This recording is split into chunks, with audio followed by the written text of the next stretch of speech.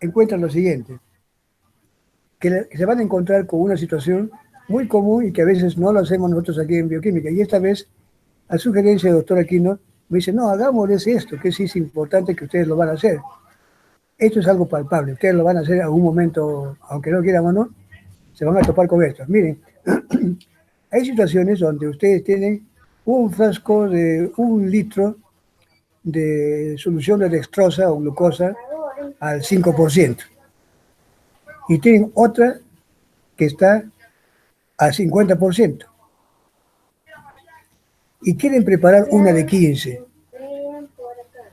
Aquí, como esto es para tratar a un paciente, esto no se puede sacar ni hacer las soluciones afuera. Hay que hacerlos dentro de del mismo recipiente, sacando de una jeringa con uno, desechando una parte, poniendo otra, y allí mismo se van a ir mezclando. Entonces, lo que acá que se quiere hacer es la siguiente pregunta. Ustedes como competencia, van a tener la capacidad de poder preparar 1.000 mililitros, o sea, 1 litro de solución de glucosa o dextrosa al 5%, al 15%, añadiéndole a la glucosa 5%,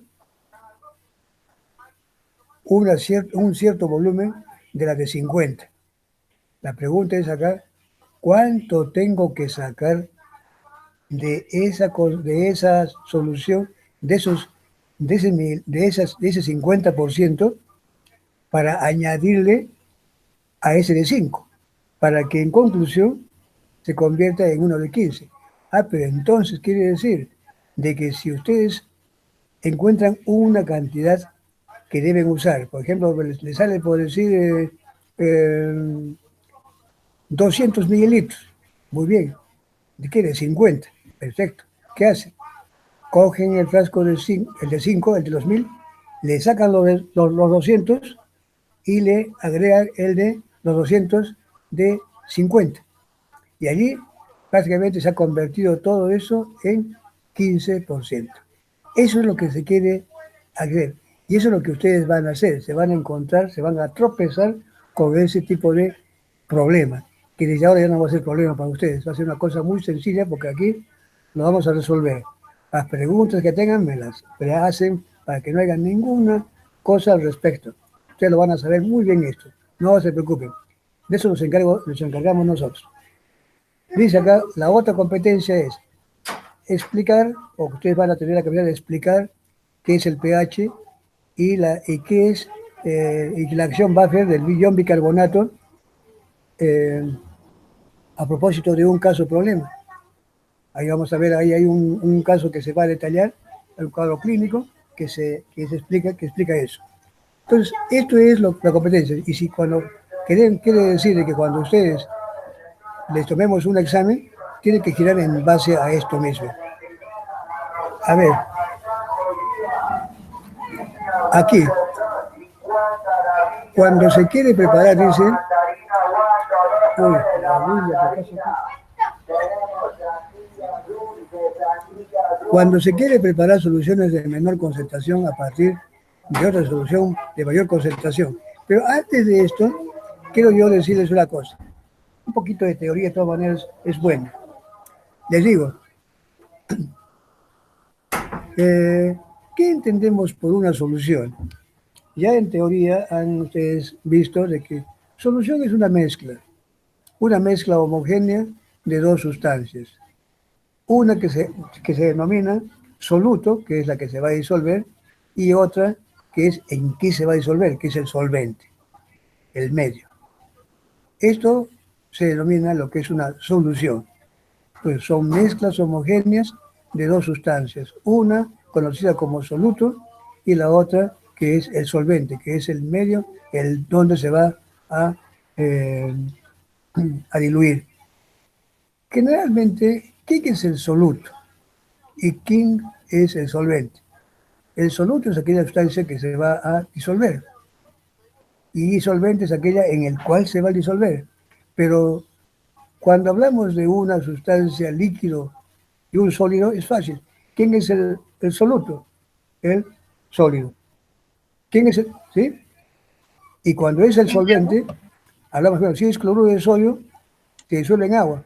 ¿Quién es el soluto? El sólido. ¿Y quién es el solvente? El agua, el líquido. Pero yo le pregunto una cosa.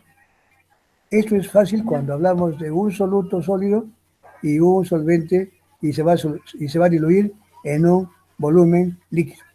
Pero ¿qué pasa si hablamos, por ejemplo, de dos líquidos? Quiero disolver alcohol en agua. Quiero diluir el alcohol.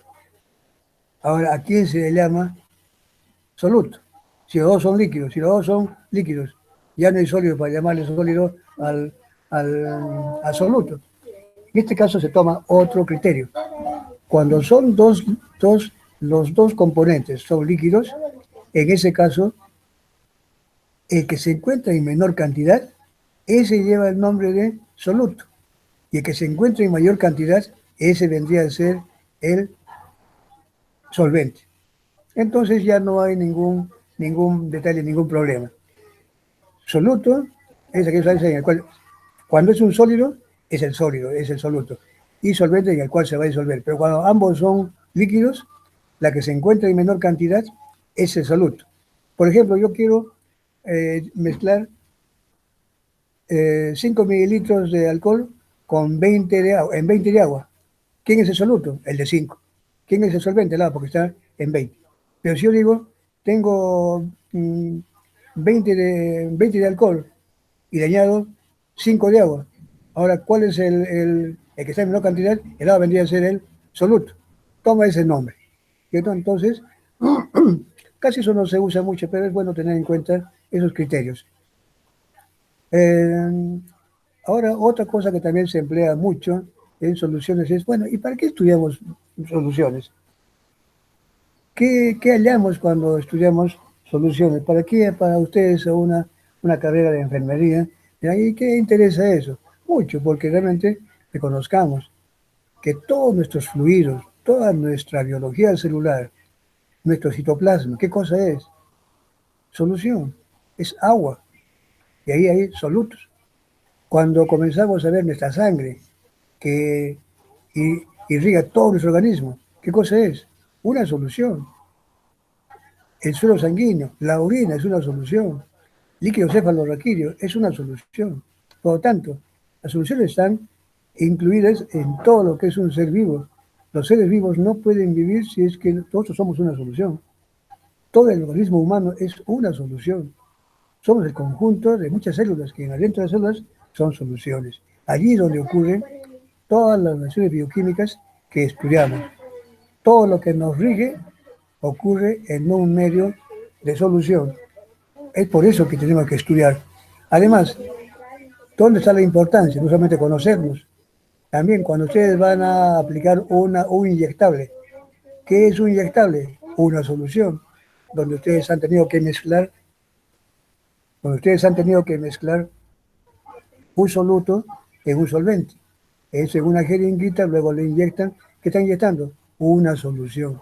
¿Cómo preparar la solución? Entonces, bueno, cuando ustedes, a lo que acababa de decirles, ustedes en su práctica profesional van a toparse muchas veces con ese problemita de que tienen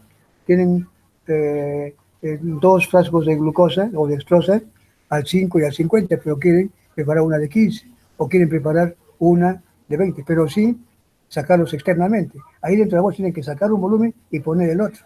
¿Cómo es esos cálculos? Eso es bueno tener en cuenta.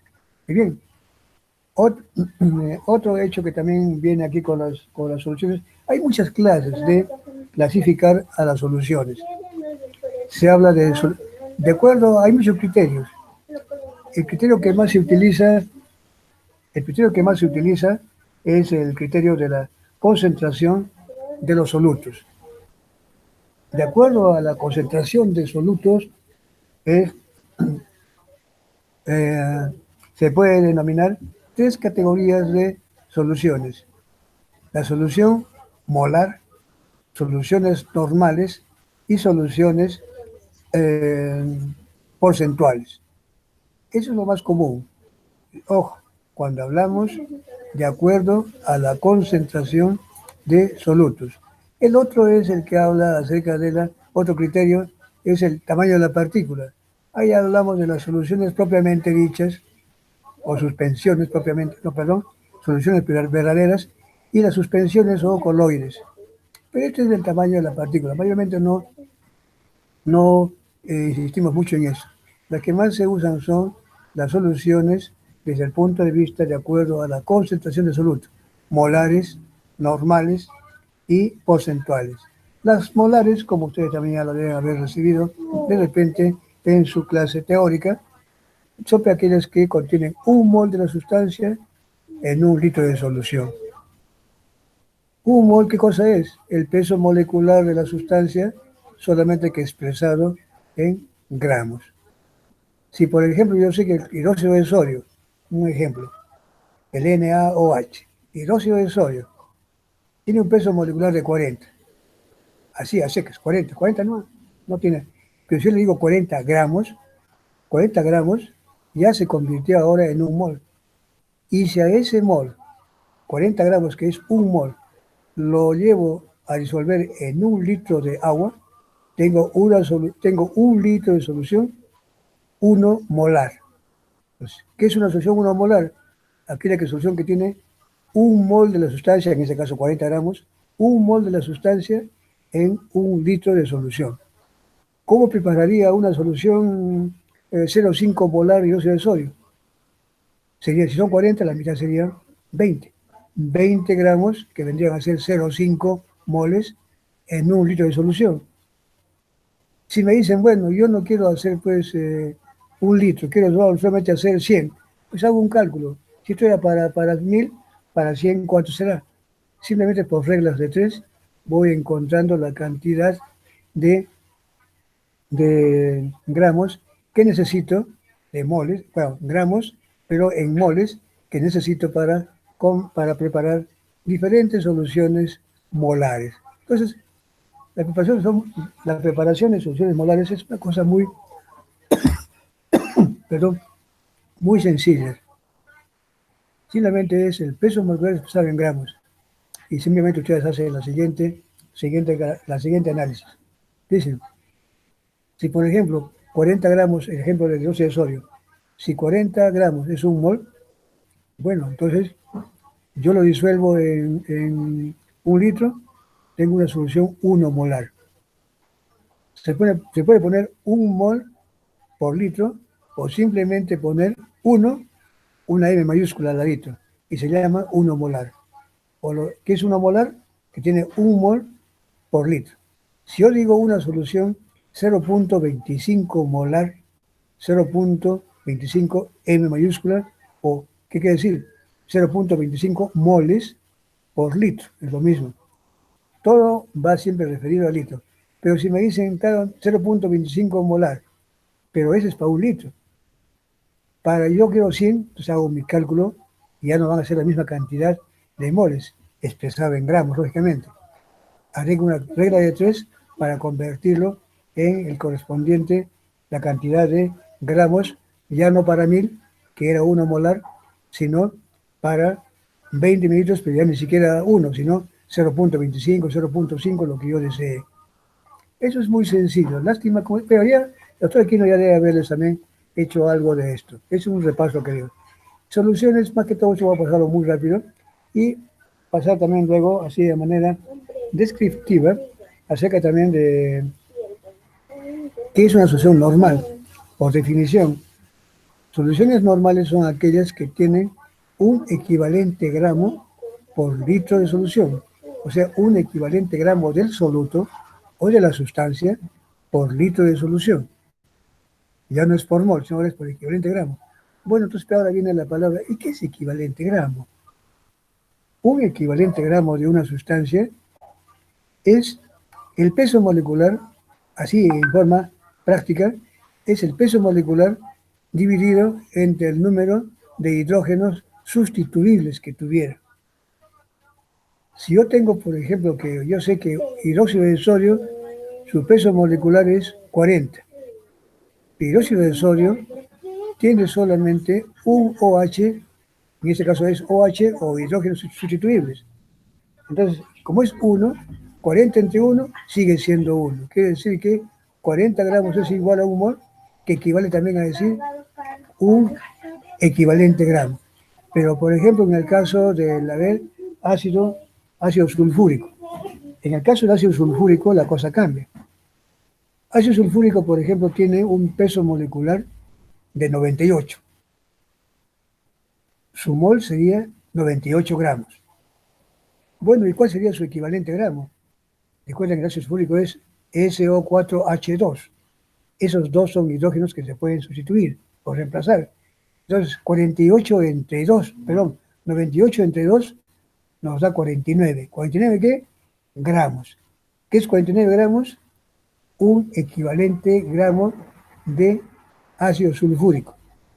Si esos 49 gramos lo diluimos en 1 litro, tengo una solución 1 normal de ácido sulfúrico. Claro que para ese caso de ácido sulfúrico, siempre y cuando fuera sólido, pero resulta que el ácido sulfúrico viene como líquido. Allí hay que hacer otra serie de cambios, otra serie de cálculos para saber ya no pesar el líquido, sino medir un volumen de ese líquido.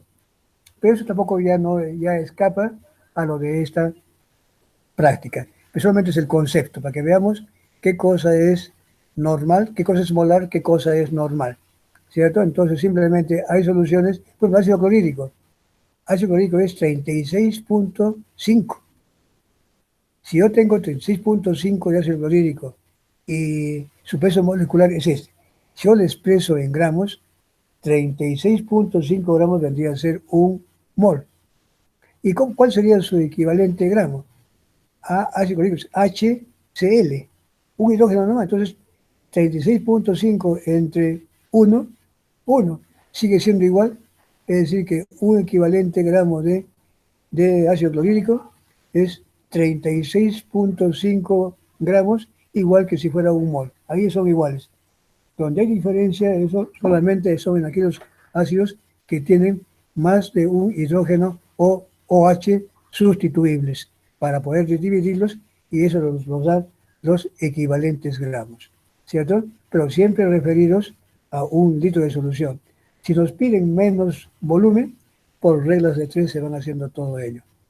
Así de sencillo es. Y cuando hablamos de soluciones, ahora, cuando hablamos de soluciones molares, perdón, porcentuales, ya también eso es mucho más sencillo. ¿Qué es una solución porcentual? Es aquella solución o aquellas soluciones que contienen cierta cantidad de gramos en 100 mililitros, ya no en 1000, sino cierta cantidad de gramos de la sustancia a diluir en 100 mililitros. Por ejemplo, yo quiero tener una solución de glucosa al 5%. ¿Qué hago? Voy a la balanza, peso 5 gramos y lo diluyo en un beaker, en un vaso de precipitado, con hilo completo hasta 100 mililitros. Tengo 5%. Si quiero preparar 200 mililitros de glucosa al 5%, pues digo, si digo 5% y quiero preparar 200, ¿qué hago? Tendré que preparar 5 más 5, bueno, 5 es para 100. Como me piden para 200, pues será 10. 10 gramos de glucosa en 200 y sigo teniendo una solución al tanto por ciento de glucosa, ¿cierto? Entonces, simplemente de esa manera es como se preparan las soluciones porcentuales, mucho más sencillas de preparar, lógicamente. Y también con las que ustedes van a trabajar cuando ahorita hablemos de los ejercicios. Más adelante ya vamos a hablar de qué es el pH, pero antes hablemos de este problemita que les puso el doctor Aquino acá, y que me parece muy acertado. Eso que normalmente les piden y se maneja mucho en el hospital. Eso que les acabo de decir de los conceptos, también hay problemitas ahí, mucho más complicaditos de repente, eso del ácido clorhídrico, sulfúrico, pero más conviene practicar en aquello que ustedes sí van a realizar en su práctica, en su quehacer como enfermeras, que de hecho ustedes tienen que ser muy buenos enfermeros. Bien, ahora sí entonces vamos a plantear el problemita. Lo que decía en un comienzo, el problema es el siguiente, muy sencillo. Se tienen tres mm, recipientes de glucosa, de dextrosa. Se quiere preparar 1000 mililitros, o sea, 1 litro de dextrosa en un recipiente que contiene 1000 mililitros de dextrosa al 5%, pero tomando en cuenta a partir de una de 50. Es decir, que de estos 1000 mililitros que tiene de dextrosa al 5%, tengo que sacar un volumen para rellenar con un volumen similar de dextrosa al 50%. Y el conjunto va a salir 1 litro, pero ya no convertido. Ese 5 ya no va a ser 5, ni el 50 va a seguir 150. Ahora se va a convertir en una de 15, sin haber destapado para nada esos frascos. Simplemente es retirar de una y completar de la otra, sobre un mismo recipiente, que en este viene a ser el de 5%. Entonces la pregunta es esa, simplemente. A veces cuando leyendo de repente ustedes no le han comprendido bien, pero como lo estoy explicando, la cosa es muy sencilla. Acá entonces consiste en lo siguiente. Aquí tenemos, para eso hay varias formas. Primero hablemos de la más sencilla. Como en este caso se trata de una disolución, porque hay que disolver nada más, es diluir. Hay dos formas. Esta es una forma muy sencilla. Cuando simplemente se tiene dos soluciones. En la que he hablado es de tres, pero aquí hablamos de dos. Por ejemplo, en este caso que está ya, ustedes lo tienen, cuando dice, cuando se requiere preparar soluciones de menor concentración a partir de otras soluciones de mayor concentración, están todas ahí, ¿cierto? Estamos observando esa diapositiva, la primera. Dice, para ello se utiliza la siguiente fórmula. Esta formulita es muy simple. Volumen 1 por concentración 1 igual volumen 2 por concentración 2. Volumen 1 y concentración 1 es lo que ustedes tienen, lo que tenemos. Y volumen 2 y concentración 2 es lo que deseamos. ¿Cierto? Lo que tenemos es el 1, lo que deseamos es todo lo que llevan 2. Aquí nos ponen un primer ejemplo. Muy sencillo es este, ¿eh? Simplemente es una dilución. Cuando se hacen diluciones se aplica esta formulita. Volumen 1 por concentración 1, volumen 2 por concentración 2. Si el volumen está en normalidad, todo va a ser normalidad. Si la concentración está en normalidad, todo es en normalidad. Si la concentración está en porcentaje, en porcentual, da en porcentual. Si está en molar, da en molar. En este caso, entonces, hablemos de lo siguiente. Aquí hablamos, dice, preparar una solución de glucosa al 5%, 1000 dice acá, 1000, o sea, 1000 mililitros al 5% a partir de otra que está al 50%. Simplemente esto es muy sencillo, ¿cierto? Se quiere preparar 1 litro de solución al 5% a partir de otra al 50%. Eso es lo que pide, nada más. Es el problema más sencillo para iniciar antes, luego proseguir con el siguiente que es un poquito más complicadito, aparentemente. Entonces, la primera es cuando se tiene dos soluciones, una muy concentrada y otra, y se quiere una más diluida. Es una dilución simplemente. Se aplica la formulita que están viendo ustedes acá. Miren lo que está en este lado. Dice, necesito, ¿qué es lo que necesito? Allá, bueno, aquí le hemos puesto, bueno, yo dije, lo que tenemos, ¿qué es lo que necesitamos? ¿Qué volumen? Ustedes pueden ver acá, 100 mililitros le hemos puesto a B1. C1, 5%. Acá la pregunta, luego viene en el siguiente. Tenemos 2. ¿Qué volumen? Esa es la pregunta. ¿Qué volumen? Sería el 2.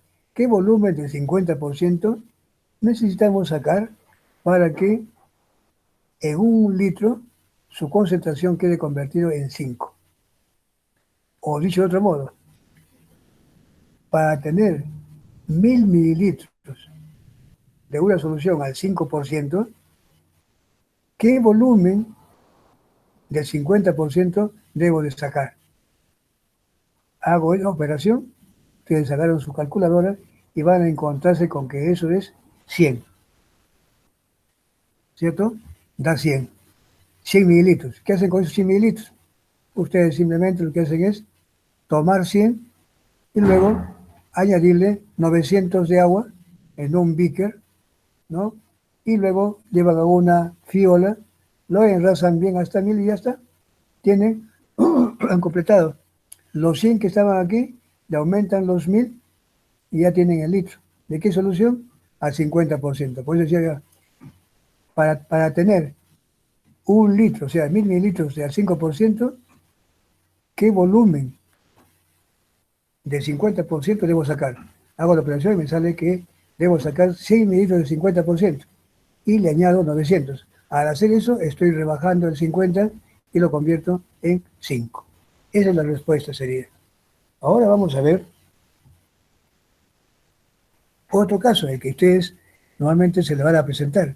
Como dice acá muy bien, sin embargo, en clínica no se puede preparar las soluciones como en el laboratorio. Eso que les acabo de decir, eso se hace pesando, midiendo. Pero en este caso, en el laboratorio, en el hospital, no se permite eso. Recuerden que son soluciones estériles. Eso ya vienen en frascos sellados. Solamente se puede meter agujitas y poner nada más la conexión. Entonces ahí se quiere preparar sin sacar nada. Solamente se puede extraer con jeringa y poner con jeringa, reponer, pero sin exponer nada al medio ambiente. La pregunta es, entonces aquí, dice acá, se tiene que preparar directamente en los recipientes, sin tener que abrirlos. Veamos cómo vamos a hacer. Aquí está. Dice, en clínica se suele preparar disoluciones de emergencia, como dicen, de emergencia. Por ejemplo, ¿cuál? Hay situaciones donde realmente se tienen soluciones de 50% y miren, tienen ampollas de 50% de 20 minutos cada uno y una solución de 5%. Y se quiere preparar, acá dice solución objetivo, ¿cuál es? 1 litro al 15%. Entonces la pregunta simplemente es, cada ampolla que normalmente viene bajo esa presentación, la glucosa 50% viene bajo la presentación de 20 mililitros en ampollitas. Entonces tenemos que ver cuántas ampollas o cuántos mililitros tengo que juntar para agregar a esta glucosa al 5% para que esta se convierta después en 15, sin tener que abrir.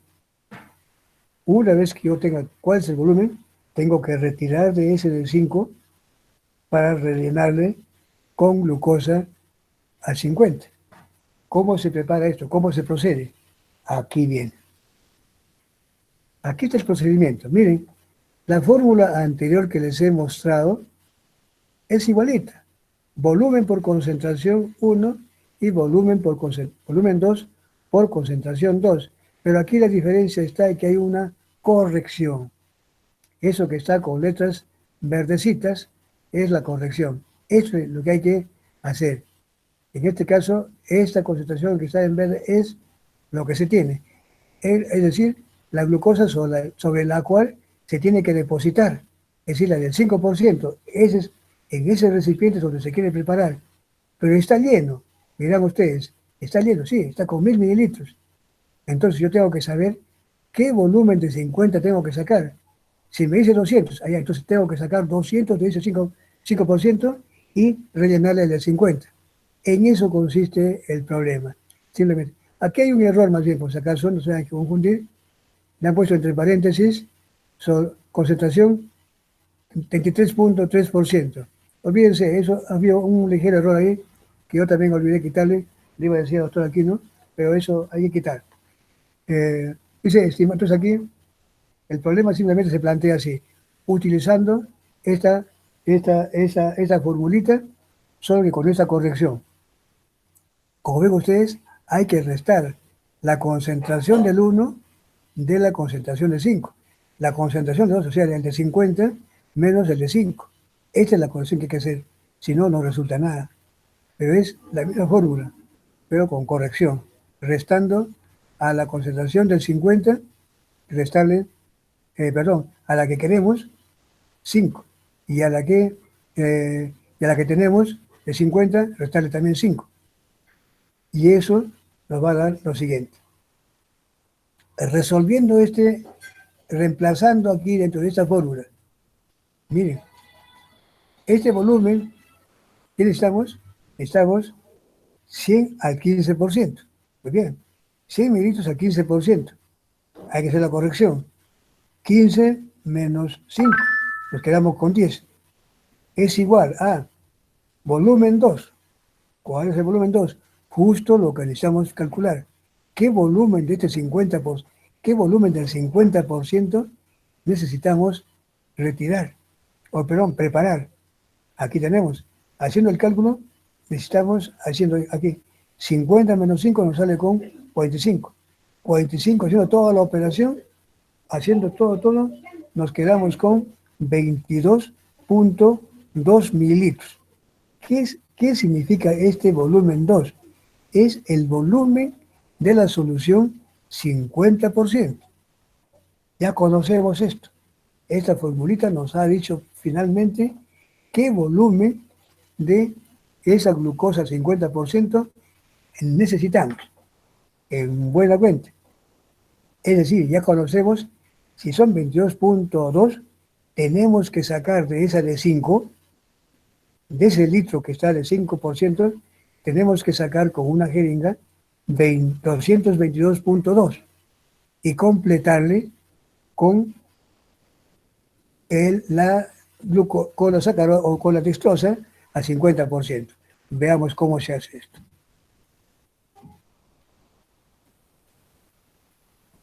Acá está, miren. Aquí viene ese detalle. Las soluciones de dextrosa vienen en diferentes presentaciones o volúmenes. Por ejemplo, hay frascos que tienen dextrosa al 50%, vienen 50 mililitros. Pero el que tenemos acá es el que les he mostrado al comienzo, es de 20. Entonces, las ampollas vienen de 20. Entonces, primero tenemos que saber si hemos sacado el cálculo que necesitamos 222.2 mililitros, ¿qué tenemos que hacer? Si cada ampolla tiene 20, olvídense de este 50, es el primero. Aquí también había, eso puede ustedes llevarlos a error. Estamos trabajando con las ampollas de 20 mililitros por cada ampolla, 50%, ¿cierto?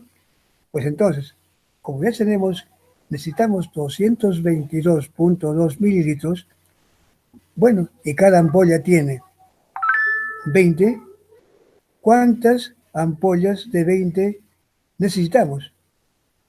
Se hace una regla de 3.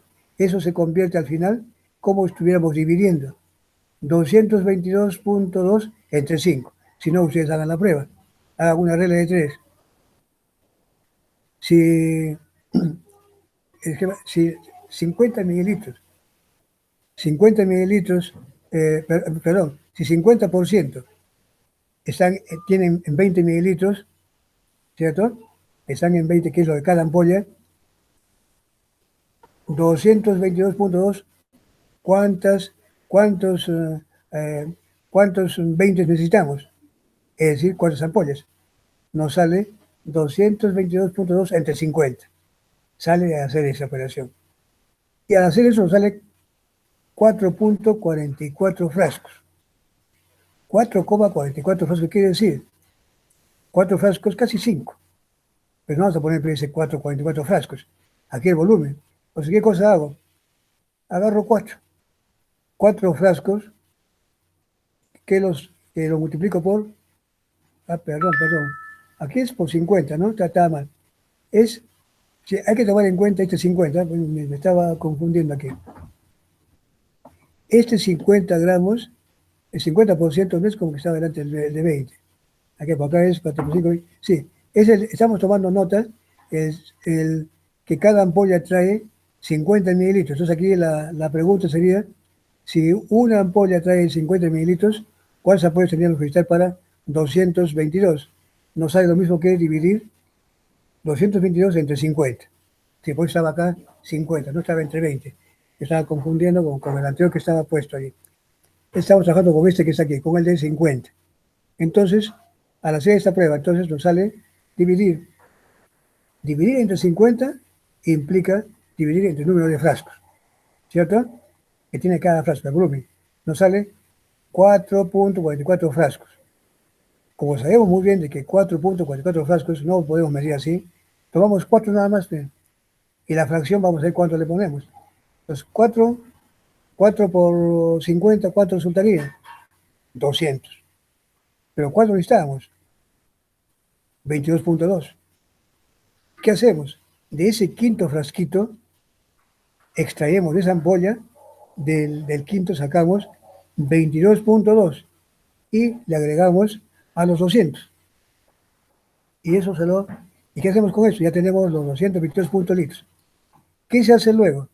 Como ya sabíamos antes de que el volumen era 222.2, ahora de esa glucosa o dextrosa, que era 1 litro, se saca con una jeringa 222.2, se elimina esa porque ya no va a servir, y se le completa con esos 200 primero y con esos 22 para completar los 222.2 mililitros, y así hemos reemplazado, le hemos hecho campito, mejor dicho. Los 222.2 le hemos completado con los 222, pero de la glucosa al 50. Al mezclarse eso que queda de glucosa al 5%, y al haberle agregado los 50, los 222.2 de 50%, al mezclarse en el litro, la de 5 habrá tenido que subir hasta el volumen, hasta el que estaba buscando, hasta 15, y la otra tendrá que haber bajado hasta 15. Al final, todo se ha hecho una dilución sin tener que sacar nada de adentro. Solamente hemos sacado los 222 de glucosa al 5%, se han eliminado y se ha completado. Tenemos ahora el litro completo dentro, listo para administrar al paciente, si es que así lo solicitan. Bien, quiero preguntarles si hasta acá ha quedado bien en claro esto. A ver. Sí, ¿Sí? está todo claro. Bien, bien, perfecto, muy bien, muy bien. Ahora miren, eso que les menciono es algo que ustedes se van a topar verdaderamente, se van a acordar, eso es lo que se usa. Cuando hablan de soluciones, hablar de otra cosa también sería bueno, pero a veces es un pérdida de tiempo. Es algo que no lo van a aplicar. Esto sí lo van a hacer. Y van a recordar ustedes. Esa formulita también les van a decir el médico, ustedes mismos. Van a decir, hagan así tal cosa. Ya ustedes ya van a saber que eso es sencillo. Ahora, yo pongo acá, yo he hecho acá con 15. Pueden modificar, después de repente hay una glucosa dextrosa que está al 20%, como decía, o puede haber otra concentración, o también sobre una de 10 y quieren preparar una de 20. Y hacen, pero el tratamiento es igualito, idéntico. Aplican la misma fórmula, hacen el mismo procedimiento y nunca se van a equivocar. ¿Listo? Ahora entramos a esta segunda partecita, antes de que el tiempo nos gane, lo que es pH y buffer. pH y buffer. Miren, para esto tenemos un caso problema. Ya ustedes ya saben qué cosa es pH. pH es la concentración de hidrogeniones, porque todo es una forma de expresar la concentración de hidrogeniones o iones hidrógeno. Todo nuestro sistema biológico normalmente se lleva a cabo bajo concentraciones de hidrógeno muy pequeñas, tan pequeñas que normalmente expresarlas en términos de normalidad, es decir, equivalentes por litro, no sería pues muy manejable, muy fácil. Por ejemplo, yo quiero decirles nuestra concentración de hidrógenos en nuestra sangre, ¿cuál sería? En términos de normalidad, es decir, equivalentes por litro. Cuando digo normalidad, me estoy refiriendo a equivalentes por litro.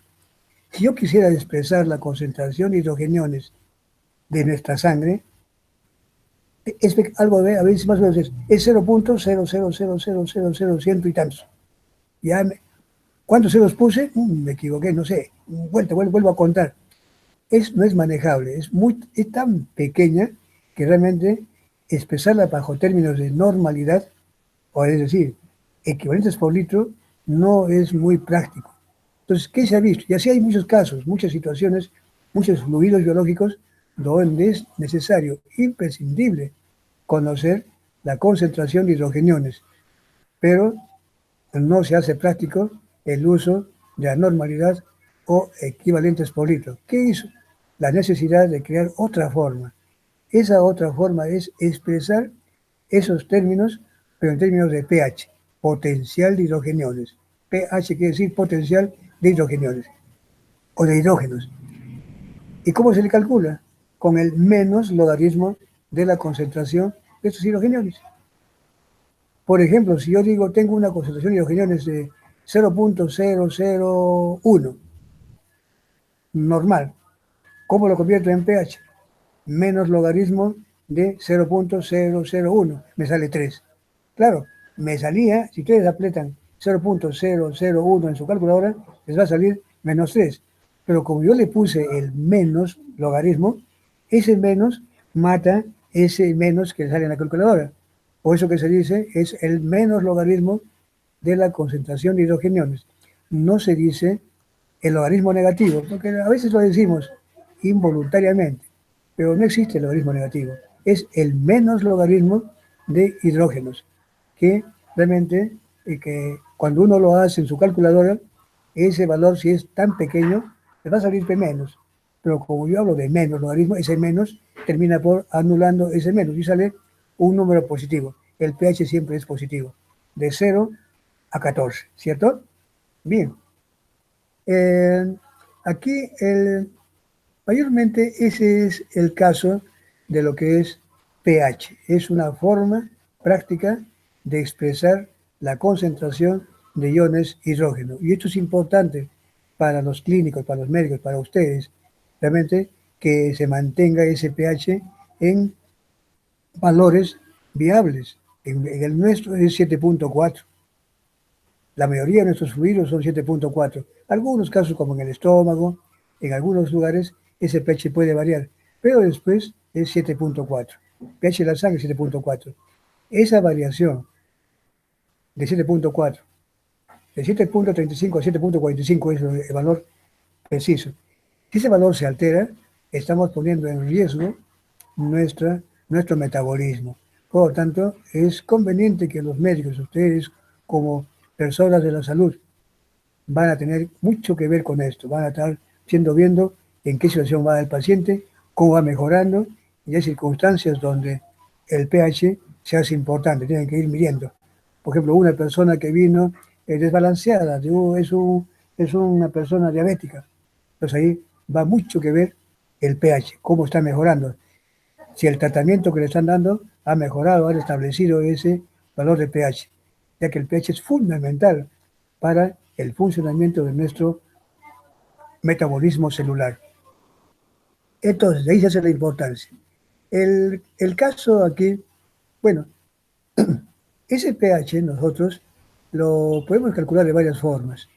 Hay maneras colorimétricas, potenciométricas, varias maneras. Hay también fórmulas para poder calcular el pH. Con ese menos logaritmo, esa es una forma muy sencilla, pero también hay situaciones cuando uno habla de una solución de un ácido débil o cuando uno habla mejor de un buffer. Me voy a referir principalmente a esto de los buffers. Antes de entrar al caso problema, ¿qué entendemos por un buffer? ¿Qué es una solución buffer? En forma concreta, un buffer es aquella solución que está constituida de, mejor digo, una solución buffer son soluciones que amortiguan el cambio brusco de pH. Esa es la definición. Un buffer son soluciones que tienen a cargo o que hacen evitar los cambios bruscos de pH. Hace que el pH, si bien es cierto, tenga que aumentar o disminuir, pero no lo va a hacer en forma brusca, lo va a hacer en forma muy pausada, lentamente.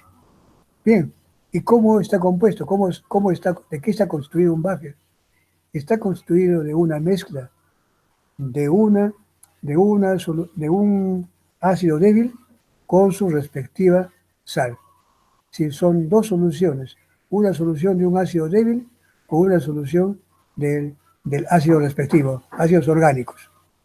Por ejemplo, si quiero preparar un buffer acetato, si digo buffer acetato, ya automáticamente ustedes dicen, debe ser una solución que tiene que tener una porción de ácido acético y otra porción de solución de acetato de sodio, su sal. ¿Cómo tendría una solución de oxalato? Una mezcla de una solución, un cierto volumen de solución de ácido oxálico y un cierto volumen de solución de oxalato de sodio, es decir, su sal. Un buffer citrato, igualito. Ácido cítrico con citrato de sodio. El buffer bicarbonato, que es lo que vamos a hablar ahorita. El buffer bicarbonato estará constituido de una mezcla, de una porción de mezcla de un ácido carbónico con el carbonato de sodio, con el bicarbonato. Esa es la solución buffer, un buffer, en este caso, bicarbonato. Así es, no sé cómo se buscan, cómo se hacen. Ahora, para este caso, tiene que ver mucho los pKs. También el tiempo de repente apremia ya, porque estamos pasando. Entonces, miren, en este caso, un pK, ¿qué cosa es el pK? Es otra forma también de expresar la constante de disociación de un ácido. Así como pH, P significa potencial de hidrogeniones, ¿qué cosa es pH? El menos logaritmo de K, pK. pH es el menos logaritmo de H. pK vendría a ser el menos logaritmo de K. ¿Y qué es K? La constante de disociación de un ácido débil. Entonces, en esa situación, cuando se está en la zona de pK, es un pH en el cual los ácidos se encuentran disociados al 50%. 50% de ese ácido en forma de ácido carbónico, por ejemplo, y 50% en su forma de bicarbonato. Todo eso forma o hace prácticamente la solución de bicarbonato. Una preguntita, ¿a qué hora se acaba la clase? A las 11:20, profesor. Digo, 12:20. Ya estaba volando, ya dije. Ya, 12:20. Ya. Entonces no me apuro mucho. Disculpen que estaba queriendo volar. Perdón. A 12:20, sí. Bueno, sí. Entonces tengo de más para explicar un poquito más. Entonces, este valor de pK es bueno tener en cuenta. Entonces, a veces esos conceptos no los fijamos bien. Así como decía, bueno, a ver, si yo a ustedes les pregunto, ¿y qué será pOH? Pues entonces dicen ustedes, pH es el menos logaritmo de H, o sea, de concentración de hidrogeniones. Y pOH pues, será el menos logaritmo de OH, ¿cierto? De los oxidrilos. Y si digo pK, el menos logaritmo de K. ¿Y qué cosa es pK? ¿Y qué cosa es K? K es con la constante de acidez, constante de disociación de los ácidos. Como estamos hablando de ácidos débiles, también ese tiene un valor normal muy bajo, tan bajo que es mejor expresarlo en términos de menos logaritmo. Y se convierten en valores manejables, 4.7, 3.8, 6.5, fácil de poder recordar y no hablar de 0.000 tantos, ¿cierto? Esa es la razón. Son formas nada más de expresar. Y bien, entonces acá, ¿qué ocurre cuando tenemos a un ácido en la zona de pK? Imagínense que tengo el ácido acético, por ejemplo, tiene un pK de 4.7. Eso me lo acuerdo, no es para que ustedes se lo memoricen, por si acaso. Allí también otro puedo decirles, de otros ácidos, pero tengo yo que decirles cuál es el pK. Entonces yo digo, el pK de ácido acético es 4.7. Si yo les digo, ¿cómo estará si ese es el pK? Si yo comienzo a disolver ácido acético y primero estoy a un pH de 1, está totalmente sin disociar, comienzo a agregarle más hidróxido ese pH comienza a subir. Estamos en 2, ya comienza un poquito a disociarse, es decir, a convertirse en acetato. Comienza a aumentar más hidróxido, comienza a subir el pH y se convierte por ejemplo, estamos ya por ejemplo, cada vez más una proporción mayor, un 30% disociado. Comienza a agregar más, estoy por 4, ya casi estoy por 45%, casi por 5%. Llego a tanto agregar hidróxido hasta que el pH del medio se convierte en 4.7. En ese momento, cuando yo he llevado el pH del medio y coincide con el valor de pK de ese ácido, estoy segurísimo, a ojos cerrados. En ese momento tengo 50% del ácido acético como ácido acético y 50% como acetato, como su sal, disociado al 50%. Si yo sigo agregando más hidróxido al medio, ese 50% comienza ahora a irse a favor del lado acetato.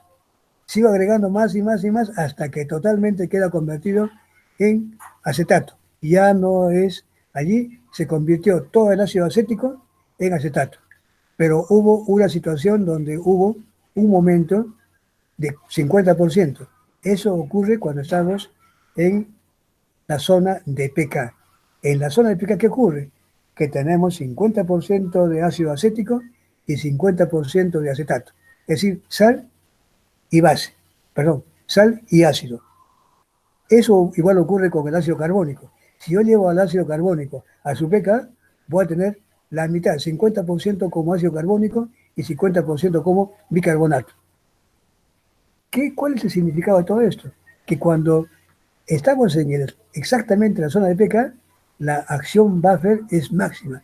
Quiere decir que la capacidad de amortiguar, evitar los cambios bruscos de pH, se hacen casi nulos, como que se detiene. Muy poco es lo que se desplaza. Conforme voy alejando hacia arriba o hacia abajo de la zona de pK, cada vez se va perdiendo esa capacidad eficiente de evitar los cambios bruscos de pH.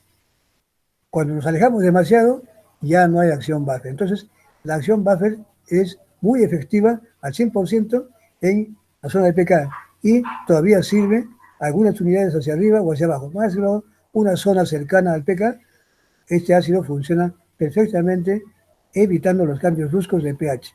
Pero algo más, para que quede bien en claro esto, para seguir con lo siguiente. Lo siguiente, les digo. Entonces, pero ¿cómo es que cuando estoy en la zona de pK, este ácido o el hidróxido que puede ser, evitan que el pH suba o baje? Sencillo, miren. Si yo tengo al ácido, por ejemplo, al buffer carbonato, bicarbonato, en la zona de pK, tengo 50% y en otro lado 50% de bicarbonato. 50 de ácido, 50 de base. ¿Listo? Bien. Si yo pongo en ese momento hidróxido, ¿qué pasa? Ese hidróxido, ¿qué va a hacer? Yo le agrego allí, pero como es hidróxido, ese ácido libera un hidrógeno, lo convierte en agua y lo anula, lo quita del medio. Y lógicamente que ese ácido carbónico queda como carbonato, pero el OH no quedó en el medio, lo anuló. Que si le aumento más, pero como hay un 50%, nuevamente eso que queda se encarga de anular a los OH, los convierte en agua y esto se pasa a la forma de carbonato, pero los OH no cumplen ese cometido de hacer que el pH se suba. Ahora cambiemos, invirtamos la cosa. ¿Qué pasa si estamos en esta zona de pK y le pongo hidrogeniones? La intención mía es de que el pH se baje bruscamente, pero ojo, aquí ahora toma parte el otro. Si le pongo hidrogeniones, ácido, es decir, hidrogeniones, le pongo ácido, ahora ya no juega el ácido carbónico. Ahora, ¿quién participa? El bicarbonato. Coge un hidrógeno, ese hidrógeno que está en el medio, y lo incorpora y se convierte en ácido carbónico. Y el hidrógeno quedó anulado. Le pongo más hidrogeniones para poder bajar el pH. Mentira, no va a poder porque ahí hay buena cantidad, una buena remesa de bicarbonato que comienzan a atraparlos, a evitar que se quede en el medio y que baje el pH. Y esto se convierte en ácido carbónico, pero no el ácido, el hidrogenio libre en el medio, que es el que permite que el pH se baje. O los OHs no quedan en el medio, sino quedan incorporados. El pH no sube ni baja cuando están frente a frente esos dos contrincantes, opuestos. Cuando hay ácido, el ácido se encarga de anular a los OH. Y cuando hay hidrogeniones, la base, en ese caso el bicarbonato, se encarga de anular a los hidrogeniones. Y por tanto el pH no sube ni baja. Conforme nos vayamos alejando de la zona de pK, conforme nos vayamos alejando de la zona de pK, esta proporción va disminuyendo. Cada vez va siendo menos eficiente. Ya no hay igual cantidad de bicarbonato o bien de ácido para poder compensar. Entonces, no quiere decir que no haya acción buffer, la hay, pero cada vez va siendo cada vez más y más eficiente. Conforme nos vamos alejando, nos distanciamos de la zona de pK hacia arriba o hacia abajo, la eficiencia buffer va disminuyendo. Esa es entonces la explicación. Muy sencilla, muy fácil. ¿Y por qué entonces, a qué se llaman a estas soluciones buffer o amortiguadoras o soluciones tampón? En la práctica, en laboratorio se pueden usar muchos buffers que trabajamos con buffer acetato, buffer citrato, pero estos fisiológicamente no participan. Será para un trabajo de laboratorio, sí, para una prueba, para un ensayo, pero en nuestro organismo, quienes mantienen nuestro pH celosamente estable en 7.4 o 7.35 o 7.45, que es lo normal, eso lo hace principalmente el buffer bicarbonato. También colaboran por allí los fosfatos. ¿Por qué no otros? Porque los otros tienen un pK. Mejor les voy a preguntar a ustedes, bueno, ya se me fue. Le digo, ¿y por qué estos ácidos, por qué estos buffers y no otros? La respuesta voy a decir muy fácil para ustedes. Porque estos ácidos tienen un pK para que actúen a pH 7.4, seguramente que el pK de estos ácidos, el ácido fosfórico o el carbónico, tienen pKs que también tienen que estar muy cerca, para suerte, a nuestro pH fisiológico. Por eso es que son los que, gracias a Dios, nos mantienen en el pH muy estable a las condiciones fisiológicas. Otros buffers podrán haber muy eficientes. ¿De qué yo hablo?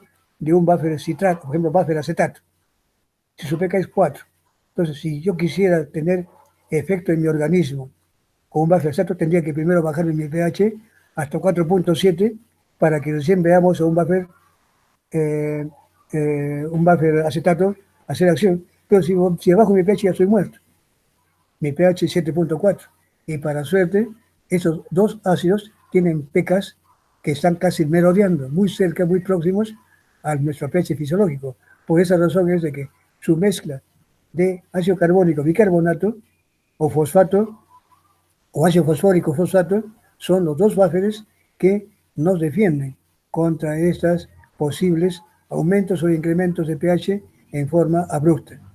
A pesar de ello, todavía existen estas alteraciones, pero eso rápidamente es controlado. ¿Quiénes? El personal de salud, médicos y ustedes como enfermeras que van a estar. Miren, ese es realmente el panorama.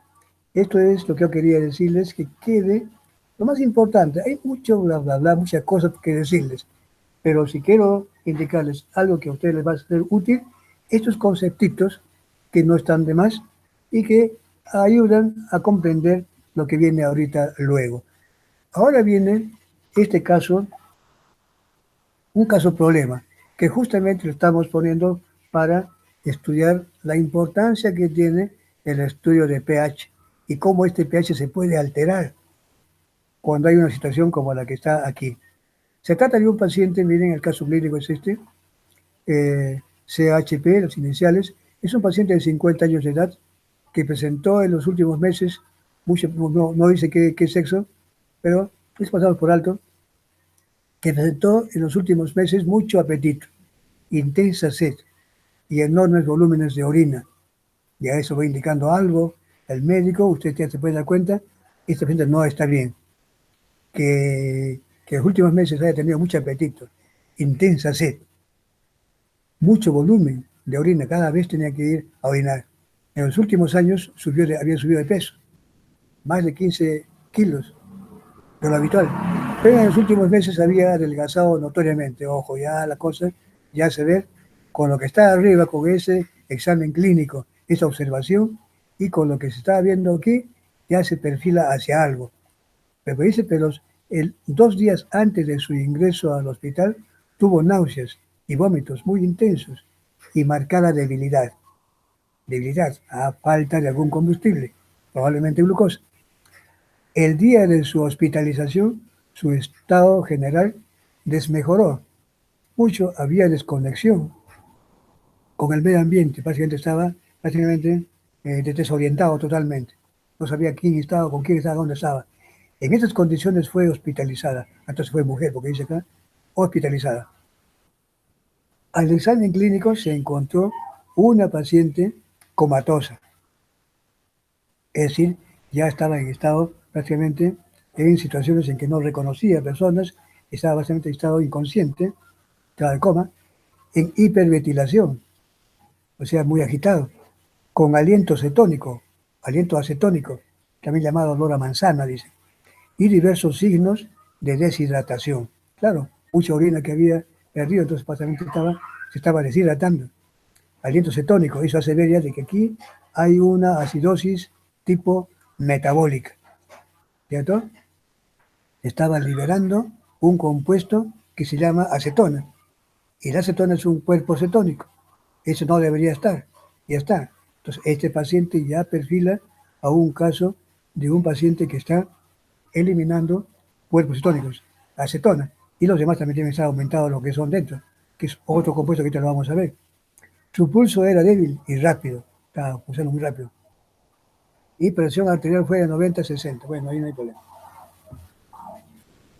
Los exámenes laboratorios solicitados dieron estos resultados. pH sanguíneo 7.2. Ojo, ¿ustedes qué dicen? ¿Este pH está dentro de lo normal? ¿O está alta? A ver, alguien que me diga. Los rangos son de 7.35 a 7.45. Entonces, este valor está Por por debajo. debajo de Por debajo, así es. ¿Cuál es su nombre? Chirinos, Condor y Jazmín. Muy bien, señorita Chirinos. Entonces aquí está por debajo, ya indica una acidosis, ¿cierto? Ya se perfila hacia una acidosis. Por encima del 7.45 ya viene a ser una alcalosis. Aquí estamos en acidosis, confirmando lo que hace un rato habíamos visto.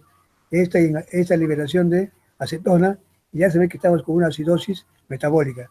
Y aquí lo confirma el pH. El bicarbonato está con un valor de 12 mil equivalentes por litro. Ahorita vamos a ver, porque hay un cuadro que hay que llenar ahí. Sodio plasmático, 135 miliequivalentes por litro. Potasio plasmático, 4 miliequivalentes por litro. Glucosa sanguínea, 300 miligramos por litro. Este valor llama la atención. A ver si más bien lo tienen que saber todos. ¿Este valor es normal? ¿Está por debajo, por encima o normal? ¿Qué me dice alguien?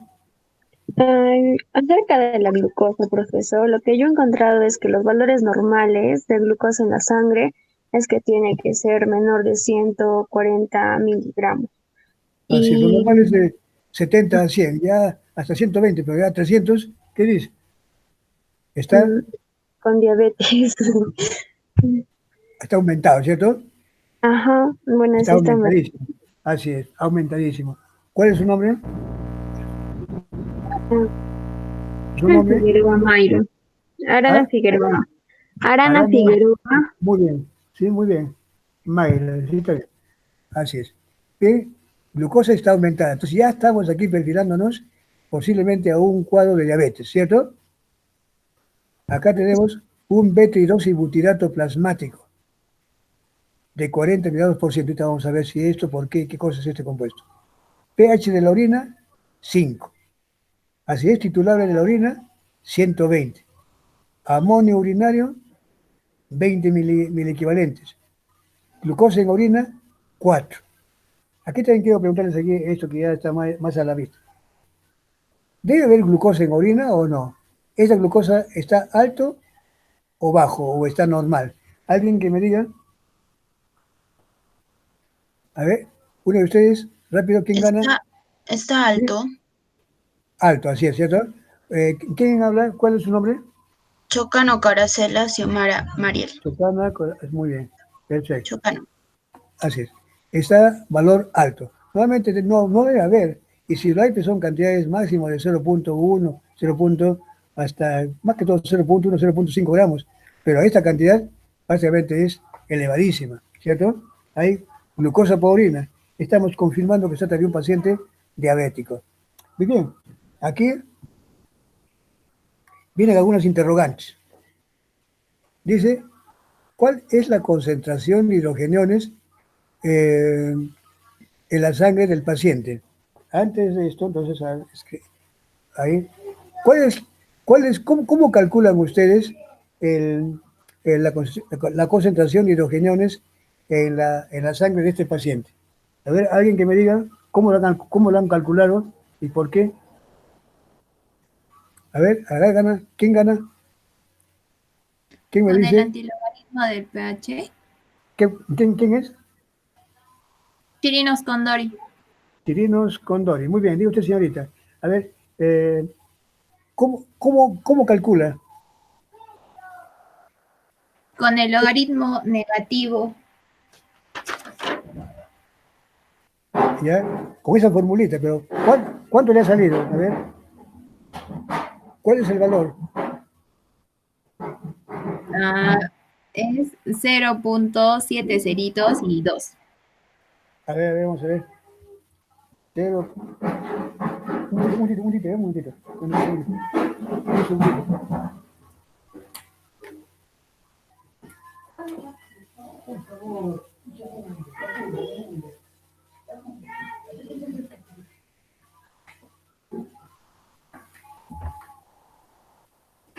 A ver, vamos a ver.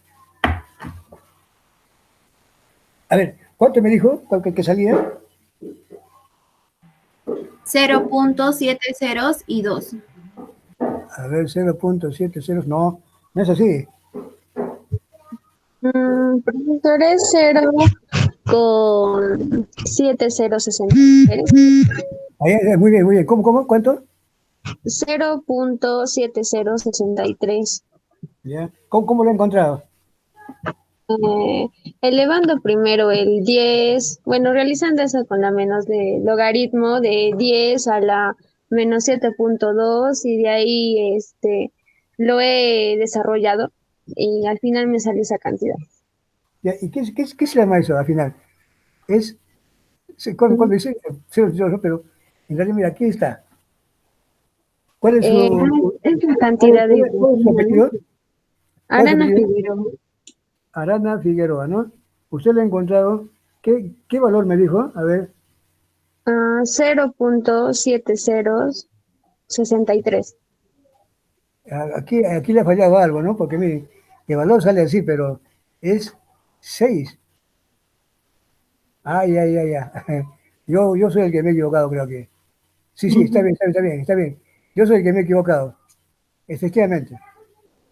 Sí, yo le puse acá 6.309. Es exactamente 0.00. Eso, ¿qué cosa es? Es prácticamente el antilogarismo, ¿cierto? Por favor. Entonces, por ejemplo, si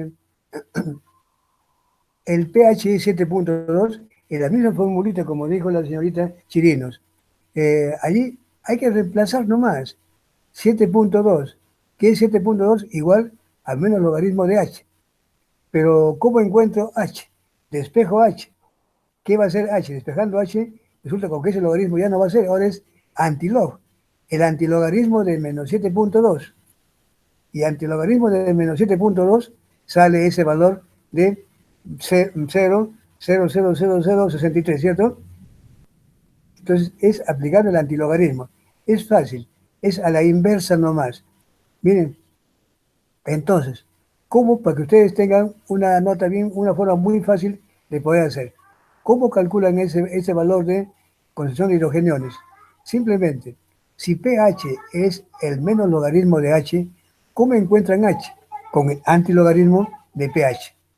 ¿Cierto? En este caso, si 7.2 es el pH, ¿cómo encuentran la concentración de H? Con el antilogaritmo de 7.2. ¿Cierto? Ustedes practican, hacen en su calculadora, ponen el valor, ¿cierto? En este caso es creo que es el inverso, log, y ponen el valor. Y les va a arrojar automáticamente el valor de 0.000 tantos. Ese valor de 0.0, no sé cuántos ceros, 63, ¿en qué tendría que estar? ¿En qué unidades? A ver, ¿en qué unidades tendría que estar ese valor? Yo le he puesto acá, ustedes están viendo, ¿no? El que tengo yo. ¿Lo están viendo? ¿Sí? Sí, profesor. Sí. Aquí yo me he equivocado, ¿eh? No es 6.3, sino que ese es, le voy a poner el 0. Me he equivocado allí. Pero miren, ese valor debería ser 0.00000006309. ¿En qué estaría ese dato? ¿En qué unidades? ¿En normales, profesor? Exacto, en normalidad. Porque para calcular el pH, lo primero que tenemos que tener en cuenta es que la concentración de hidrogeniones esté en normalidad. Si está en molaridad, hay que convertirla en normalidad y recién encontrar el pH. Muy buena respuesta. ¿Cuál es su nombre? Arauz Apellido. Calci Sharon. Araos. Ara Calci Sharon. No estaba acá. Entonces, Araos Calci. Sí, Muy bien. ¿Su nombre?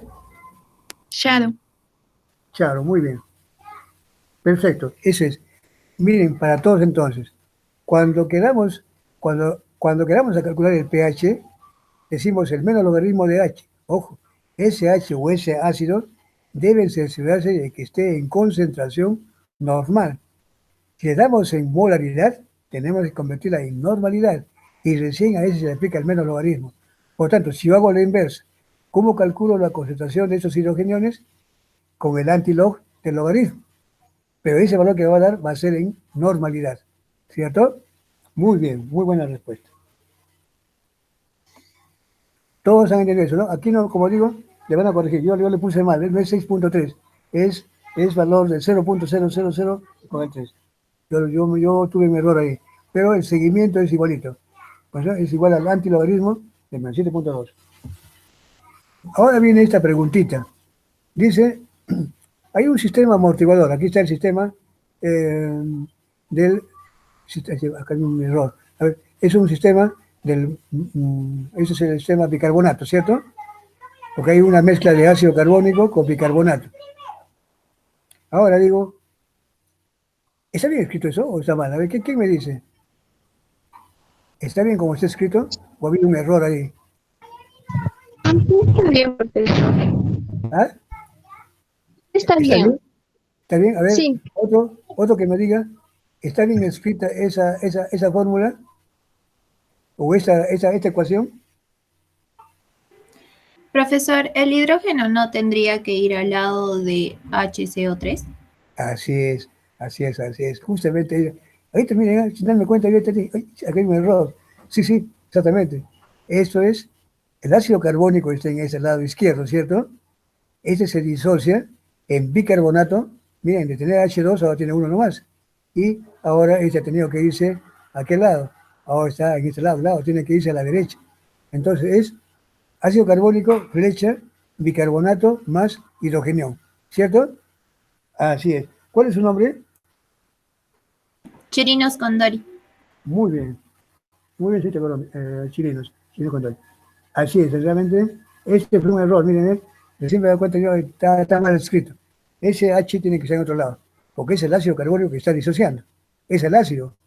¿Y qué hace el ácido?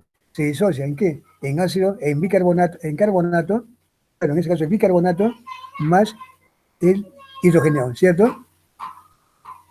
Entonces aquí está mal escrito, nos equivocamos ahí. Muy bien. Entonces ya con esa idea que ese hidrógeno tiene que estar en otro lado, ustedes lo van a voltear nomás, volteenlo. Acá dice esta pregunta. En esta ecuación, claro, cambiando el orden de este hidrogenión en otro lado, ahora dice la pregunta es, ¿cuál es la reserva ácida y cuál es la reserva alcalina? Dice acá. ¿Cuál para ustedes será la reserva ácida? ¿Quién me dice? A ver. ¿Cuál será la reserva ácida? ¿A qué se refiere reserva ácida? La reserva, Ah, A ver, a ver. ya, la reserva ácida es Sí, el ácido carbónico, puesto que aporta hidrogeniones. Y así la es. reserva, sí, Sí, sí, sí, dice usted. La reserva alcalina, sí, y ¿ah, la no? reserva alcalina es el bicarbonato, porque Así es, puede reaccionar convirtiéndose en ácido carbónico y también puede así es. hacer que desaparezcan los hidrogeniones y para que se mantenga constante. Así es. Entonces aquí la reserva ácida es aquella que es donde está el ácido, el que dona, ¿cierto? En este caso vendría a ser el ácido carbónico, el que está a la izquierda. Y la reserva alcalina sería bueno, en este caso es carbonato, todavía no es bicarbonato. Ahí tendría que ponerle el H2CO3, pero acá está pero CO2, ¿no? Es el carbonato. Entonces el carbonato tendría que estar aquí como reserva alcalina. Así es, más hidrógeno. Perfecto. Acá, ¿cuál es su apellido? ¿Su Arana apellido? Figueroa. Allá. Muy bien. Arana Figueroa. Perfecto. Aquí. Bien, ahora esta pregunta que está más abajo dice, ¿cómo se desplaza la reacción al añadir ácido y cómo al añadir base? Que dicen aquí, ¿cómo se desplaza la reacción? A ver, alguien que me diga, ¿qué pasa si yo a esta reacción le añado un ácido? ¿Hacia dónde se desplaza la reacción? ¿Hacia la izquierda o hacia la derecha?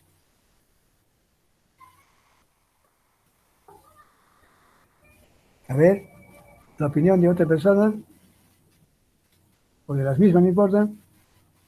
Hay bastantes acá. A ver, uno, dos, 3, 4, 5, 6, 7, 8. Falta uno nomás, pero los demás están. A ver, quiero escucharlos o se han ido, o no están presentes. A ver,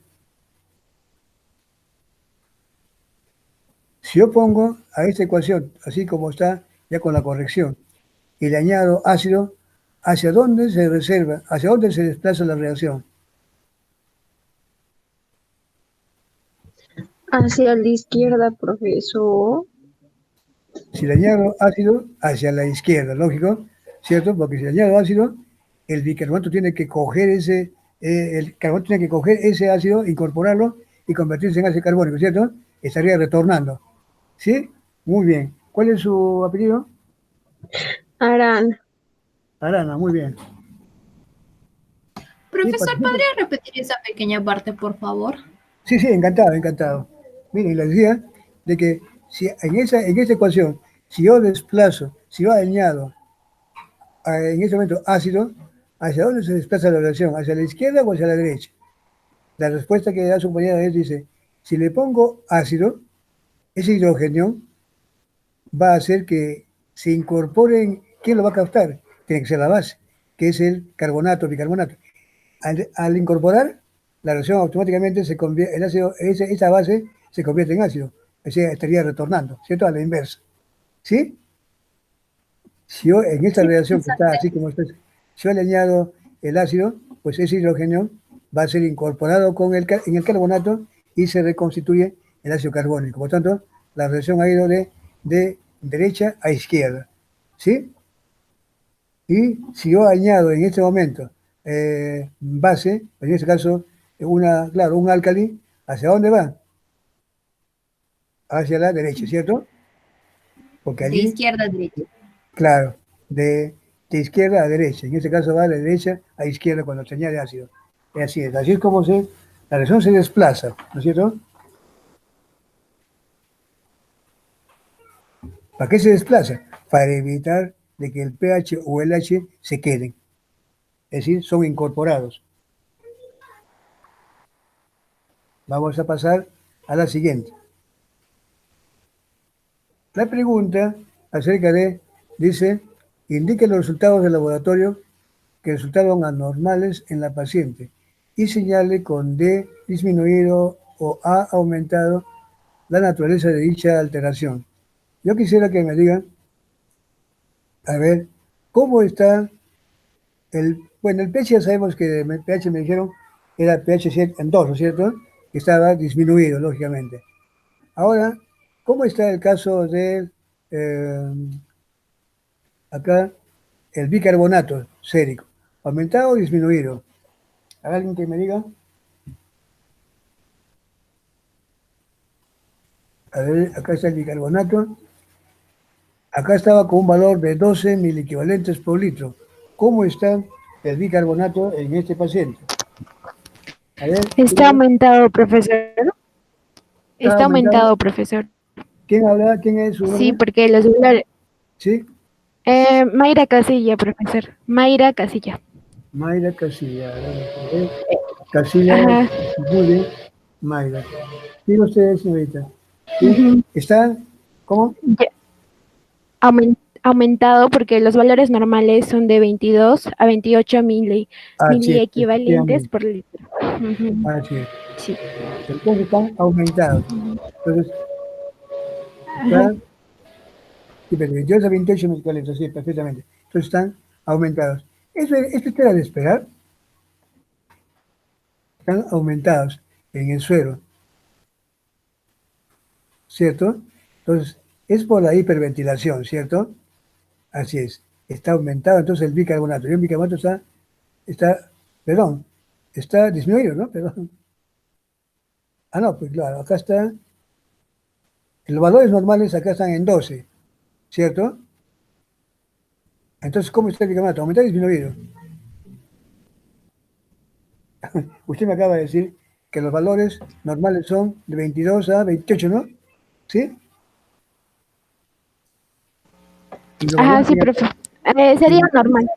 Sería normal, disminuido en este caso, profesor, porque los valores normales son de 22 a 28 y en el resultado sale de 12, entonces sería disminuido. disminuido, claro, entonces D, una letra D, Ajá, disminuido. sí. Y eso está pues, de Ajá. acuerdo, claro. Sí. ¿Y esto qué explica? En realidad, el tener disminuido del bicarbonato, ¿qué nos está indicando? Que verdaderamente ese bicarbonato es el que nos defiende, ¿cierto? Al disminuir el bicarbonato, quiere decir que hay acidez. Ese bicarbonato que debería estar aumentado está precisamente siendo convertido en ácido carbónico. Y que justamente eso explica la acidez. ¿Por qué ha bajado el pH? Porque porque al haber más hidrogeniones, ese bicarbonato ha disminuido, miren, a 12. Debería estar en un promedio de 24. Al estar con 22 quiere decir que algo lo está neutralizando. ¿Quién es ese alguien? La acidez del medio, ¿cierto? Hay acidez metabólica. Entonces, eso está ayudando a explicar de que verdaderamente allí está ocurriendo, estamos frente a un paciente diabético. Acá el sodio y el potasio, ¿cómo están? A ver, alguien que me diga, sodio y potasio. Otra Profesor, persona. yo considero de que se encontrarían disminuidos ya que los expulsa por la orina. Ya, no, pero sodio plasmático, ¿cuáles son los valores normales de sodio plasmático? Profesor, los valores del sodio plasmático son de 135 a 145. Entonces estaría normal, ¿cierto? Ajá, sí, sería normal. ¿Y el potasio? Potasio son de 3.5 a 5.3, también serían normales. También está normal. Miren, esto es bueno tomar. ¿Cuál es su nombre? ¿Su apellido? ¿Su apellido? Casilla, profesor, Casilla. Castilla, aquí, Casilla. Mayra, ¿no? Mayra. Ajá, sí, Muy Mayra, bien. Mayra. Muy bien, ya. Perfecto. Entonces estaría normal. ¿Por qué ¿Por qué razón se tomó nota de estos datos? ¿Por qué el médico, por qué el paciente, por qué el médico le ha hecho hacer ese análisis? Ha sospechado, como es un paciente diabético, estos pacientes diabéticos normalmente están descompensados, están perdiendo mucha agua porque recuerdan que hay deshidratación, orina demasiado. Es posible, pensar de que aquí también había una descompensación de sodio y potasio, pero esto está perfectamente regulado y todavía no ha llegado a ese extremo. A menos en ese lado se sospecha, pero en este caso todavía no hay esos datos que pueden afectar todavía más la salud de un paciente. La glucosa sanguínea, ya lo vimos más antes, ¿cierto? Está aumentada. Miren, esto que estamos viendo aquí, también de paso ya también ya nos está ayudando a reforzar los conceptos que tenemos ya del metabolismo de carbohidratos. Aquí, por ejemplo, dice, ¿por qué la glucosa máximo puede llegar a un nivel de 120? 140 ya estamos en un problema que ya es diabético. Incluso hoy en día se sabe que solamente debe ser considerado hasta 100. 120 ya es un riesgo, porque ya estamos en el límite superior. 130 para arriba y ya es una persona que se puede considerar diabética. Entonces, 300, esto es un valor bastante grande, ¿cierto? Que está ya por encima ya está por 5 más o menos. Si lo expresamos esto en 1000 equivalentes, esto va a estar ya casi por encima de 4, 3 o 4, que es lo normal, ya está por algo de 5. Y eso es prácticamente, ya no es nada bueno. Ya indica una persona diabética. Ahora, otra cosa más que tienen que tener en cuenta. Una persona es diabética, pero no necesariamente tiene que eliminar por orina. Cuando los niveles de glucosa tiene, por ejemplo, un paciente con 150 miligramos de glucosa circulantes, ya se puede decir que es diabético. Está en un inicio, en un proceso de diabetes, pero ya es diabético. Pero llega a 160, todavía ya es diabético, sí. 170, ya es diabético. Claro, está en comienzo, no está tan mental, pero ya es una persona totalmente, ya es diabética. Pero todavía no aparece en orina. A partir de 180 miligramos, una persona recién comienza a mostrar glucosa por orina. Y por lo tanto, ya se dice que ya tenemos una glucosuria, ¿cierto? Pero no quiere decir que todo paciente con diabetes necesariamente tienen que eliminar glucosa por orina. Tiene que llegar a un nivel de 180, que es el umbral renal, para su eliminación. Entonces, no es bueno simplemente decir que si hay glucosa elevada ya tiene que haber glucosa en orina. No, ya uno puede ser diabético desde más antes. Desde 130 ya es diabético, pero comienza a eliminarse también por orina cuando ya estos niveles comienzan a aumentar. Y 180 es un umbral renal donde también ya comienza a eliminarse todavía ya incluso por orina, ¿cierto? Eso es un alcance más que les quería hacer. Miren, ahora comenzamos a ver este beta-hidroxibutirato plasmático. ¿Qué cosa es el beta-hidroxibutirato? A ver, si ustedes me pueden decir, ¿alguien? ¿Qué es para ustedes el beta-hidroxibutirato? Ya me parece que esta semana ya deben haber estudiado eso, o todavía no de repente. Ah, no, parece que no. A ver, ¿alguien ha leído por ahí, se ha esforzado y le ha leído un poquito? ¿Qué es el beta-hidroxibutirato? ¿Sabe alguien? A ver, una idea nomás. Parece que no, ¿cierto? Miren, yo les digo, beta-hidroxibutírico o beta-hidroxibutirato es un cuerpo cetónico. ¿Qué son cuerpos cetónicos?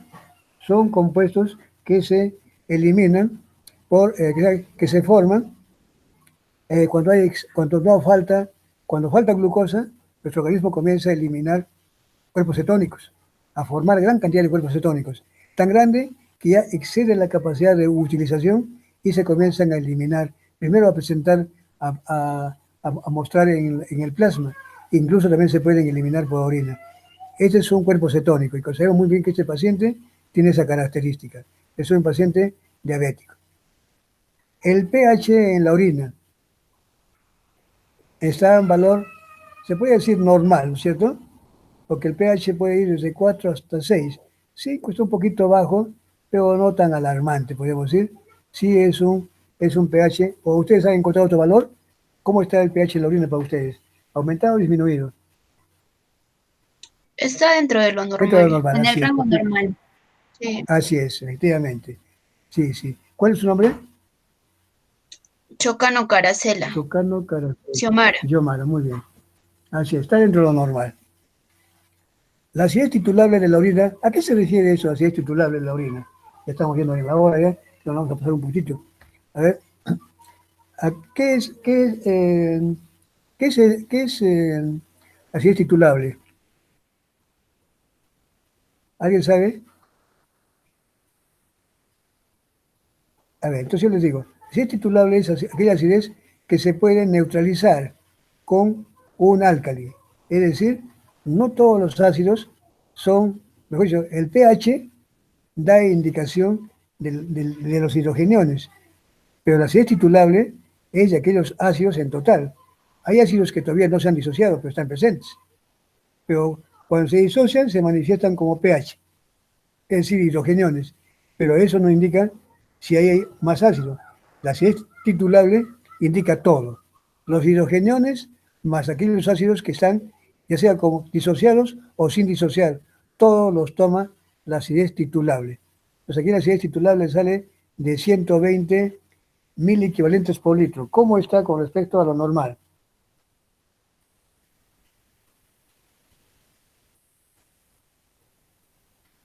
A ver quién me dice.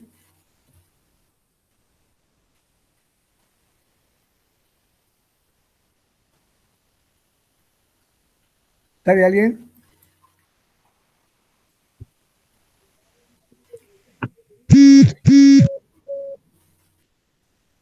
De 20 a 40. Así es titulable. Creo que no lo tengo yo tampoco. ¿Alguien va a encontrarse esto titulable? No la tengo tampoco yo. No la he encontrado. Pero tengo algún alcance.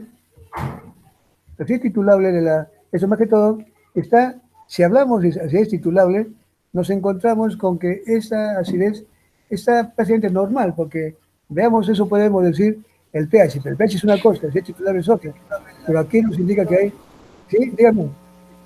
Si hablamos de, ¿sí? Nos encontramos con esa acidez está prácticamente normal. Veamos eso. No escucho, a ver. No escucho. No escucho. A ver. A ver. ¿El amonio cómo está? Amonio.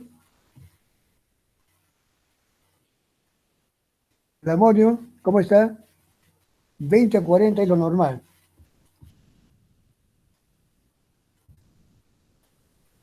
Aquí está aumentado, ¿cierto? Alterado, muy elevado, Está alterado, elevadísimo. profesor. Está a Sí, 200. ciertamente. Justamente eso indica que realmente hay eliminación de amonio. Estamos en una acidez. Esto también contribuye a la acidez.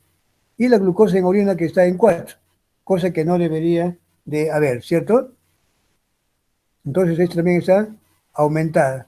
Amonio urinario aumentado, glucosa en orina aumentada.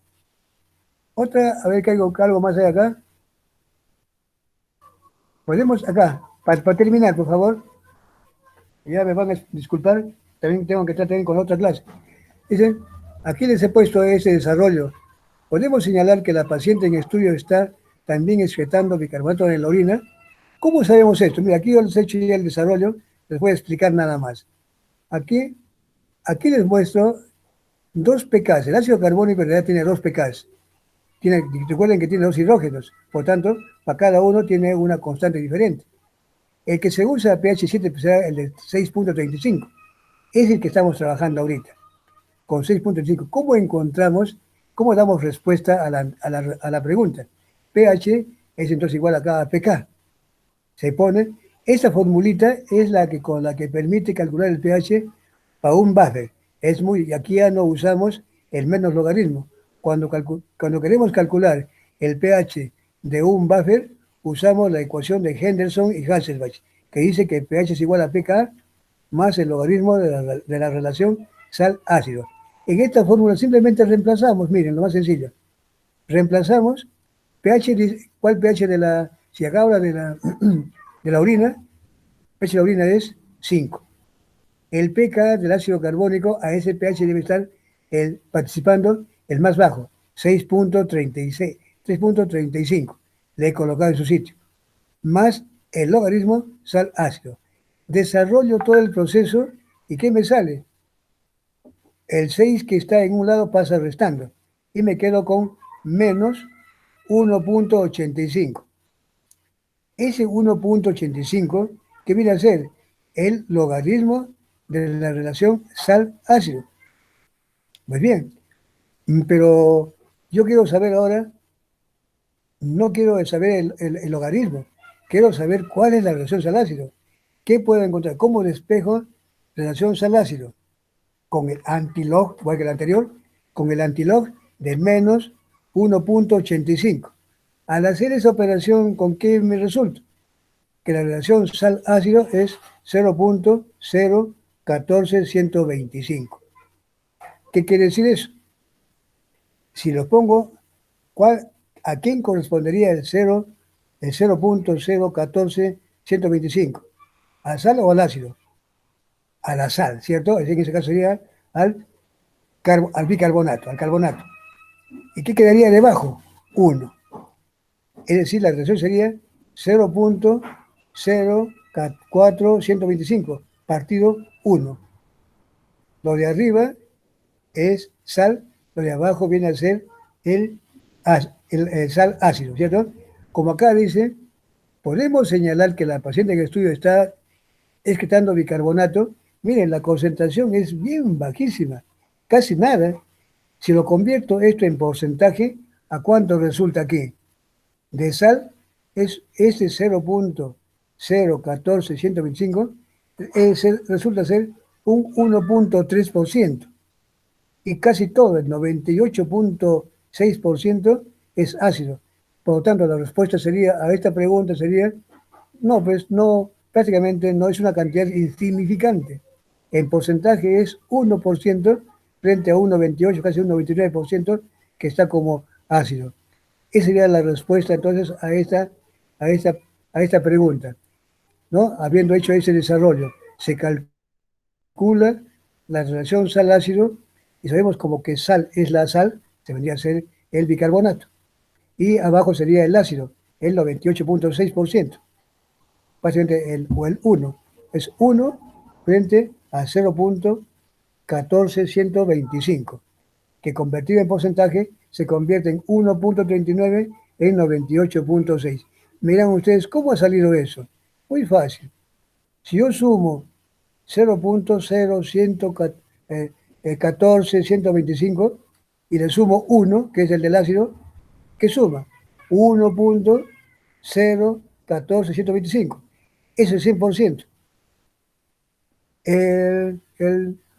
Le pongo acá, para cualquiera de ellos, el 1 a cuánto corresponde, me va a salir 98.6. Eso sería el ácido. Para la sal, lo que queda, 1.39. ¿Ven? Así es como se calcula que, por tanto, de sal solamente hay 1.39. Y la pregunta decía, ¿se puede decir que está excretando también bicarbonato? No podemos decir en cantidad, es una cantidad pequeñísima, prácticamente que se puede descartar. Casi todo está como ácido. Se puede decir solamente en un 1%. Y finalmente, para terminar, no les quiero ya quitar tiempo, tampoco a los otros alumnos, ¿qué tratamiento sugeriría tentativamente para la paciente? Porque yo nomás les digo, ¿qué es lo que están viendo aquí? Primeramente, como ustedes lo van a ver seguramente en su práctica profesional, es estabilizar el pH. Lo primerito es este paciente que llegó en coma, hay que estabilizarlo. El pH, hidratarlo. Recuerden que está un paciente muy deshidratado. Hay que estabilizar el pH. Luego, miren, entonces, ¿qué sería? Bicarbonato, ¿cierto? Lo que le falta acá es, porque ha perdido. A base de bicarbonato hay que establecerle y llevarle hasta su pH 7 puntos, estabilizarlo. Y luego ya recién los dos tratamientos ya vendrían a ser las recomendaciones. Pero fundamentalmente la estabilización de pH y la hidratación. Luego ya vienen las sugerencias y todo lo demás. Eso es, miren, todo, y realmente les agradezco por su atención y también el tiempo que me ha atrevido a explayarme un poquito más, pero Espero que eso haya sido de provecho y los estamos viendo en la siguiente semana y ya con un poquito ya más, de repente un mejor manejo ya, comienzo a mostrarles las cosas mejor. ¿Listo? Por ahora me despido y hasta luego. Estudien más bien. ¿Listo? Gracias, gracias, gracias a todos. Gracias, doctor. Gracias, A por ustedes, a todo. ustedes. A ustedes, a ustedes.